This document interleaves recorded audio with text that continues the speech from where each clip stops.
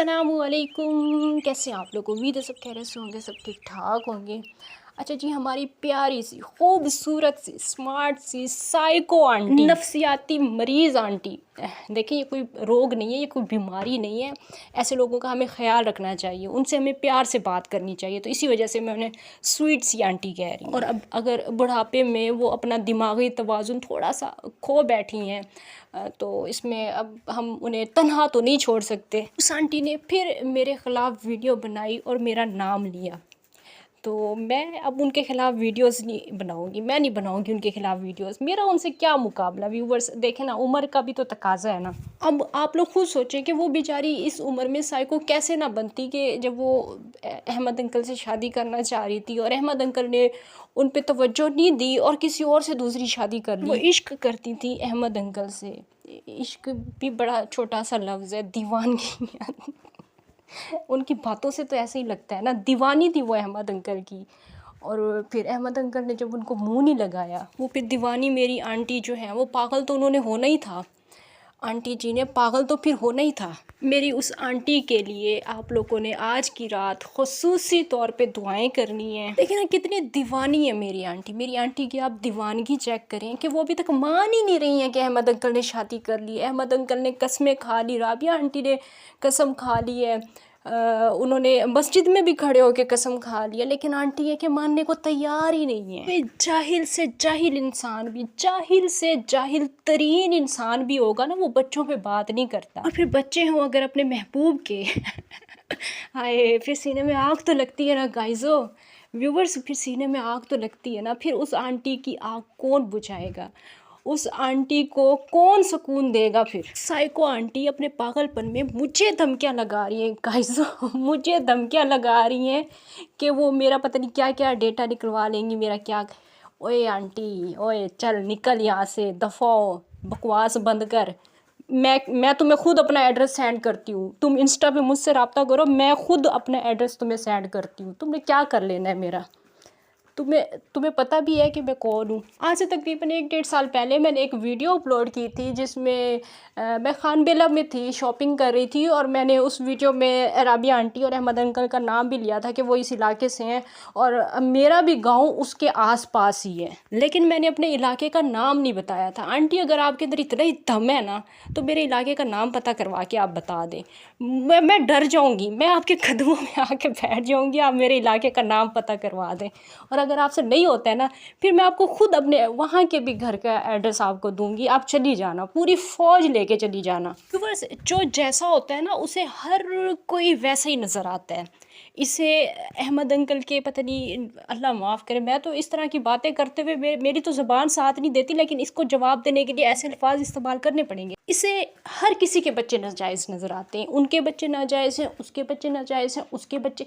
तुम जायज़ औलाद हो अपने माँ बाप की। जो जायज़ औलादें होती हैं ना उनको फिर नाजायज़ हर जगह पे नज़र नहीं आते। तुम खुद अपने माँ बाप की गलती हो शादी जो भी हो, बस तुम अपने माँ बाप की गलती हो, इसी वजह से तुम्हें हर कहीं पे फिर नाजायज़ बच्चे ही नज़र आते हैं। और अगर तुम जायज़ औलाद होती तो तुम्हें हर कोई नाजायज़ नहीं नज़र आता। अहमद अंकल और राबिया आंटी की दुश्मनी में ये घटिया औरत इतना आगे निकल गई है, इतना आगे निकल गई है कि ये कस्में खा खा के झूठ बोल रही है। कस्में खा खा के उनके बच्चों पे भी पता नहीं क्या क्या इल्ज़ाम लगाती है, उन पे भी पता नहीं क्या क्या बहतान लगाती है, इल्ज़ाम लगाती है। दूसरों को कहती है कि अपनी आखिरत की तैयारी करो। आंटी जी, मौत का किसी को कोई पता नहीं है कि कौन पहले जाएगा या कौन बाद में जाएगा। अल्लाह पाक हर किसी को हादसाती मौत से दूर रखे, अल्लाह ताला हर किसी को लंबी ज़िंदगी अता फरमाए। लेकिन अगर देखा जाए तो मुझसे पहले तो आपने जाना है इस दुनिया से, क्योंकि मैं तो आपकी हाफ से भी हाफ उम्र की हूँ, तो मेरी तो बारी बहुत बाद में आएगी, पहले तो फिर आपकी बारी आएगी। तो आंटी जी, आप सबसे पहले अपने घर पे तवज्जो दें, अपनी फैमिली पे तवज्जो दें, अपनी तन्हाई पे तवज्जो दें। तन्हाई का भी मुझे कह रही थी ना कि आंटी जी की अपनी तन्हाई पे तवज्जो दो, तो आप भी अपनी तन्हाई पे तवज्जो दें। इस उम्र में तन्हा तो आप रह गई हैं, और जो आपका रवैया है उसे देख के यही लगता है कि आपके साथ कोई रहना भी नहीं चाहता होगा। क्योंकि जो आपकी हरकतें हैं ना, आपकी जो हरकतें हैं वो हमारी सराइकी में कहा जाता है, एक लफ्ज़ होता है बहुत ही मशहूर है, वो मैं आपके लिए कहना नहीं चाहती थी, लेकिन आज आपने मजबूर किया तो मैं कह रही हूँ। आपको ना फिर लोग बूझे देते होंगे, ठीक है। बूझे का मतलब होता है लानत। इससे पहले कि आप अपनी उम्र की आधी से भी आधी उम्र की लड़की से मज़ीद बूझे खाएं, आप खामोश हो जाएं, अपनी ज़बान पे आप लगाम लगा लें, क्योंकि जब मैं फिर शुरू हो गई ना, फिर मैंने आपको छोड़ना नहीं है। व्यूवर्स, ये घटिया औरत, आप लोगों में से जिसने भी इसकी वीडियो देखी होगी तो आप लोगों ने देखा होगा, इज़राइल अलैहिस्सलाम का ये नाम ऐसे ले रही थी जैसे इनके फर्स्ट कज़न हो। फरिश्तों का नाम लेने की तमीज़ जिस औरत को नहीं है, वो औरत जो है मुझे कब्र के हिसाब से डराती है।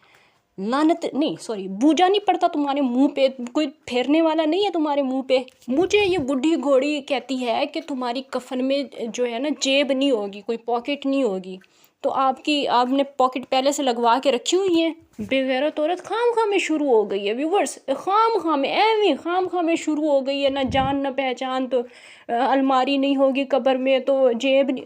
मुझे अपनी मौत याद है, तुम भूल गई हो। अहमद अंकल तो इस बेचारी को मिले नहीं है, शोदी बेचारी यतीमड़ी को अहमद अंकल तो मिले नहीं है।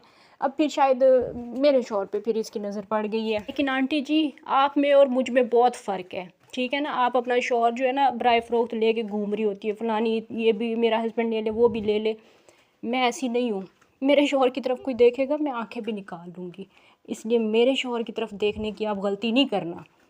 ये जो आप डोरे डाल रही है ना मेरे हस्बैंड पे, मुझे पता है, चल गया है आप क्यों फ़िदा हो रही हैं। वैसे ना इस उम्र में अगर किसी को इतनी बातें कर दी जाए ना, वो शर्म से डूब के मर जाए। लेकिन बेफिक्र हो जाए व्यूवर्स, ये नहीं मरेगी इतनी जल्दी, ये नहीं मरेगी, ये फिर दोबारा से वीडियो बनाएगी।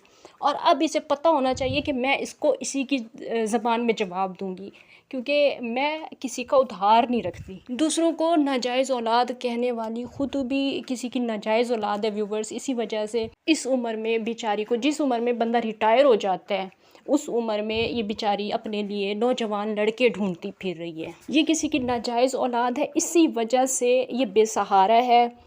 इसका कोई सहारा नहीं है, कोई इसको मतलब इस उम्र में देखने वाला नहीं है। इसी वजह से इसने पहले भी एक चैनल बनाया था, लेकिन फिर उस पर इसने गालियाँ दी और वो यूट्यूब ने उड़ा दिया। वो चैनल इसका यूट्यूब ने उड़ाया है, यूट्यूब ने ही उड़ाया है वो चैनल, किसी ने नहीं उड़ाया इसका चैनल। ये झूठ बोलती है, बकवास करती है, कोई भी किसी का चैनल ऐसे हैक नहीं कर सकता। ये सब बकवास होती है, झूठ होता है व्यूवर्स, क्योंकि आप लोगों को पता ही होगा कि 2 स्टेप वेरिफिकेशन लगा हुआ होता है। अगर कोई इस तरह करने की कोशिश करता है जिस तरह ये स्क्रीनशॉट दिखा रही थी, तो ये उस टाइम पे अपना अकाउंट रिकवर भी कर सकती हैं। ये सिर्फ़ और सिर्फ आप लोगों की हमदर्दियाँ लेने के लिए इसने बकवास की है। इसके पास क्या प्रूफ है, इस बुढ़ी के पास क्या प्रूफ है कि इसका चैनल जो है वो किसी ने हैक किया है। ये मस्जिद में खड़ी होकर कसम खाएगी इस बात के लिए? मुझे बताए ये बुढ़ी कि ये मस्जिद में खड़ी होकर कसम खाएगी कि इसका चैनल सच में अहमद अंकल ने और राबियास लाइफ वालों ने जो है वो हैक किया है? कसम खाएगी ये मस्जिद में खड़ी होके?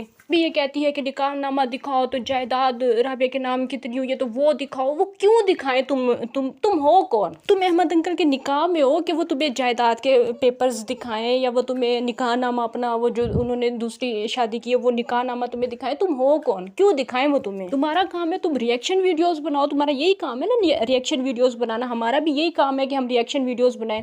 तुम क्यों बैठ के दूसरों को गालियाँ देती हो? अपनी उम्र का ही बंदा लिहाज कर लेता है, तुम्हें शर्म नहीं आती? इस उम्र में तुम इस तरह की गालियाँ अपने से छोटे लोगों से सुन रही हो। डूब के मर जाने का तुम्हारे लिए मकाम है, डूब के बंदा मर जाए इस उम्र में अगर इतनी बातें सुनने को मिल जाएं तो। लेकिन तुम्हें शर्म ही नहीं आ रही। इस उम्र में तुम अपने लिए नौजवान लड़के ढूंढती फिर रही हो। और कुछ तो शर्म करो, कुछ तो शर्म करो, हया करो, कुछ तो हया करो भाई। हर किसी की अपनी मर्जी है, वो किसी के हक में अगर रिएक्शन वीडियो बनाए या किसी के खिलाफ बनाए। ये औरत कौन होती है कि ये मुझे, इसका क्या हक बनता है? मैं अगर राबिया आंटी के हक में मैंने कोई बातें कर दी, इसको क्यों तकलीफ हुई है मुझसे? मैंने तो एक टाइम पे उनके खिलाफ भी वीडियोस बनाई थी, लेकिन मेरी क्योंकि किसी से ज़ाती दुश्मनी नहीं है तो मैं गालम गलौज नहीं करती तुम्हारी तरह। मैं किसी को ऐसे नहीं कहती कि उसके नाजायज़ बच्चे हैं, वो ऐसा है वो वैसा है। पर्सनल अटैक क्यों करती है ये औरत? रिएक्शन वीडियोज़ बनाए, उनकी वीडियो से देख के पॉइंट निकाले, ये खानदानों पे पहुंच जाती है। ये बच्चे नाजायज़ किसी के निकाल के ले आती है। इसकी बातों से पता चलता है कि ये कौन से ख़ानदान का चश्मो चिराग है, किस माँ बाप की ये गलती है, इसकी बातों से पता चलता है। अब अगर अपनी उम्र का ज़रा सा भी लिहाज होगा ना, अपने सफ़ेद बालों का ज़रा सा भी तुम्हें लिहाज होगा ना, तो मेरा नाम नहीं लेना, मेरा नाम आज के बाद नहीं लेना। ख़त्म आज के बाद। और अगर तुम्हारे अंदर है कोई जान बाकी है, कोई दम बाकी है तुम्हारे अंदर, तो फिर आ जाओ इस्लामाबाद, दिखाओ अपनी पावर कि तुम क्या कर सकती हो, क्या तुम 30 मार खाओ, और क्या तुमने मेरा डेटा निकलवाया है। ज़रा मेरा पंजाब से ही डेटा निकलवा के, मैं तो तुम्हें बता भी दिया है कि खान बेला के ही आसपास कहीं पे मेरा गांव है, निकलवा लो, पता करवाओ कि मैं कहाँ पे रहती हूँ। अगर नहीं पता करवाया ना तो शर्मिंदगी से फिर नाम नहीं लेना, फिर शर्म से डूब के मर जाना कि तुम किसी लायक नहीं हो, किसी काबिल नहीं हो, तुम रिटायर हो चुकी हो, हर तरह से रिटायर हो चुकी हो। फिर चुप करके बैठ जाना, अपनी ज़बान अपनी बकवास बंद करके बैठ जाना। बुढ़ापे में बूझे खाने वाली शांति औरत। व्यूअर्स, मुझे इस नाम जब से मुझे इसका मतलब पता चला ना बूझों का, मुझे बड़ा मज़ा आता है किसी को ये बात करते हुए, मुझे बड़ा मज़ा आता है। यार ये थी मेरी आज की वीडियो। इंशाल्लाह नेक्स्ट डे किसी और टॉपिक के साथ फिर से मुलाकात होगी। अल्लाह हाफिज़।